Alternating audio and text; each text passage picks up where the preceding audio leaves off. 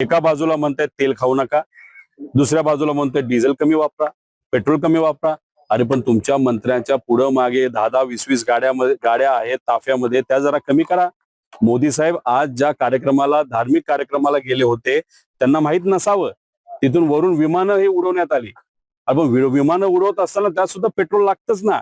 मग तो जर खर्च कमी केला असता, कारण माणुसकी जपत तुम्ही सामान्य लोकांना सांगते तेल खाऊ नका, पेट्रोल डिझेल वापरू नका, पण दुसऱ्या बाजूला तुमच्या एखाद्या कार्यक्रमामध्ये विमानं उडवली जात असतील, त्याच्याबरोबर अहिल्यानगरमध्ये सत्तेत असणारा एक आमदार उगाच द्वेष पेरणारा कुठेतरी तिथं आंदोलन मोठं करतो, सायकल रॅली काढतो, मग कुठेतरी पंतप्रधानांचं ऐकलंच नाही असं म्हणावं लागेल. मग एकटंच जायचं ना मोटरसायकलवर आंदोलन करायला, कशाला 100 मोटरसायकल घेऊन ती पेट्रोल वाया घालवलं. त्यामुळे नुसतं दाखवण्यासाठी तुम्ही जर बोलत असाल हे योग्य नाही. खरंच करायचं असेल तर तुम्ही परराष्ट्र धोरण नीट करा. पेट्रोल डिझेल स्वस्तात भारतात आणा, गॅस स्वस्तात आणा आणि आमच्या लोकांना खतापासून सगळ्याच गोष्टी स्वस्तात द्या, मग तुम्हाला आम्ही मानू.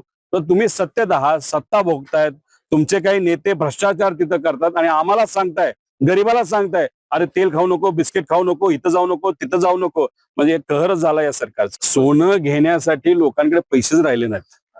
ठीक आहे, मोदी साहेब म्हणतात की असं असं करा, आपण सोनं घेऊ नका, दागिने घेऊ नका, पण त्याच्यावर कारागीर सुद्धा अवलंबून आहेत. पण त्यांच्याबद्दल कोण विचार करणार? एखादं स्टेटमेंट करणं सोपं आहे, पण त्याच्या मागे आर्थिक काय नुकसान होतं याचा सुद्धा तुम्ही अभ्यास करा.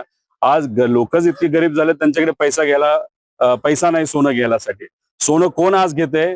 तर जे सत्तेत असणारे नेते, जे मोठे मोठे व्यावसायिक आहेत आणि ठराविकच व्यावसायिकांना जी काय ताकद दिली जाते, जसं शक्तीपीठ मार्गामध्ये 1-2 कॉन्ट्रॅक्टरला तिथे कॉन्ट्रॅक्ट दिलं जाईल, आंध्राचा आणि गुजरातचा.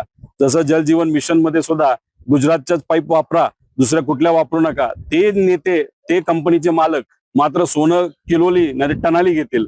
गरीब आमचा इतका गरीब झालेला आहे, आज त्यांना सोनं नाही तर कुठलाही खर्च करायचा पैसा दुर्दैवाने त्या ठिकाणी राहिला नाही. अशी आजची या देशाची आणि महाराष्ट्रातल्या लोकांची दुर्दैवाने या सरकारने परिस्थिती केलेली आहे. तो त्यांच्या पक्षाचा विषय. आता काकींनी का चालून दिलं तो तिथं, त्यांच्या ऑफिसच्या लोकांनी का चालून दिलं हा तिथं. आता दादांच्या बाबतीत विमानाने जात असताना त्यांना Z+ सिक्युरिटी असताना सुद्धा प्रोटोकॉल हा डावलला गेला आणि आज काय झालं बघितलं आपण दादांच्या बाबतीत.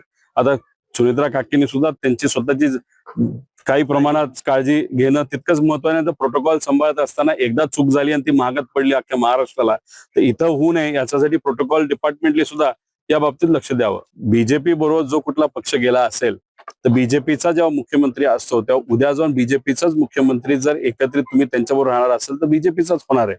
आज हा असेल तर उद्या तो असेल. जर खऱ्या महाराष्ट्रातील ताज्या बातम्यांसाठी बघत रहा टाइम्स टुडे टीव्ही. सोबतच शेअर करा, सबस्क्राईब करा आणि